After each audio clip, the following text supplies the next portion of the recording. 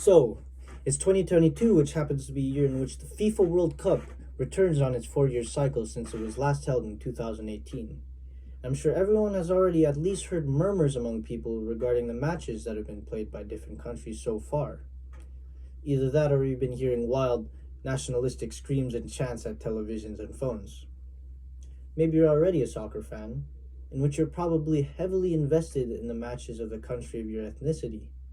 But it is also likely, being that we're in America, where soccer isn't necessarily dominating the sports scene here, that you, the listener, may be in the dark about this whole World Cup global soccer event that's going on.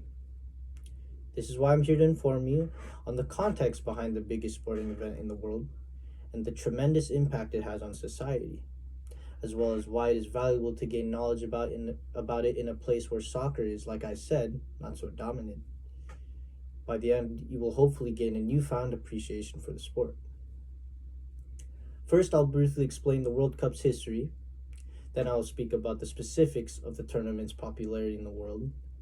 And lastly, I will talk about the effects the tournament has on culture and social behavior. So let's take it to the beginning with the World Cup's history.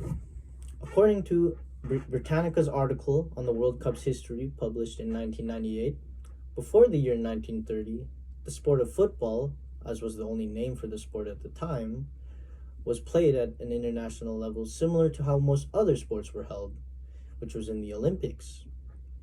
In the year 1900, it was recognized as an official competition in which representative teams could compete against each other for the gold medal, which is the pinnacle of merits of success in an international sports scene.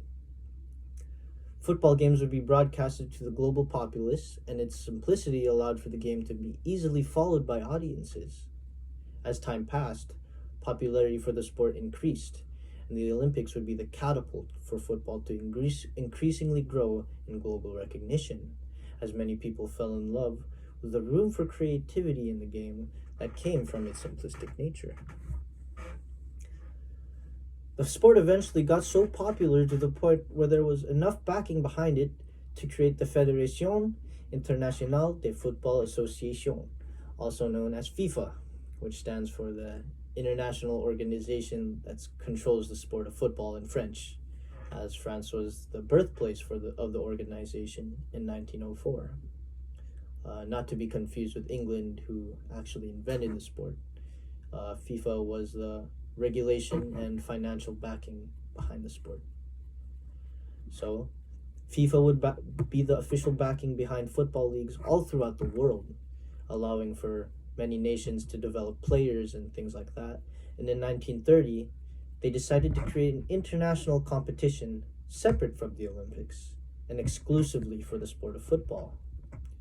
It would hold a similar pattern of a 4-year period between tournaments, as well as having a qualification period for any nation in the world with a representative football team.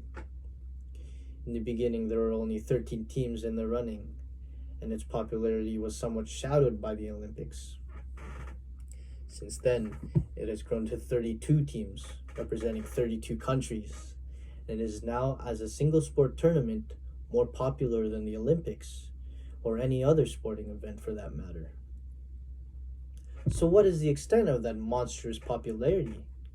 Well, with every tournament, there is an exponential increase, as television broadcasts continually get more accessible to people throughout the world.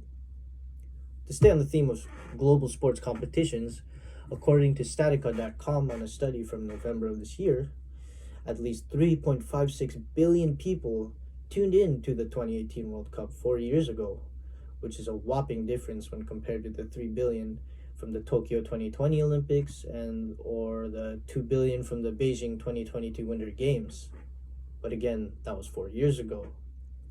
The current World Cup that is going on as we speak has even more outrageous numbers, as it is already closing in on 5 billion broadcasts, which gives it around a 3 billion lead ahead of all other sports. So how do these insane numbers translate into society, and how does it influence social behavior? Well, to give a good example, One of the most directly impacted statistics are crime rates. And in places such as Europe and South America, there's always a decrease. In an article by the Daily Star UK news source, crime rates can drop by almost half depending on the country as well as how well their nation's been doing, but half is around the average.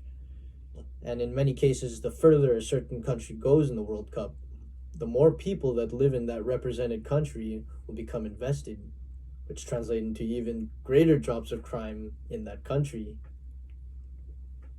The point is that the World Cup has grown to a state of influence in which complete social patterns can be altered in a country. So in conclusion, I went over the World Cup's history and the magnitude to which it has grown. And in that magnitude, I shared the effects it has on society. Hopefully you have gained a newfound appreciation for the sport of football or soccer or whatever you want to call it.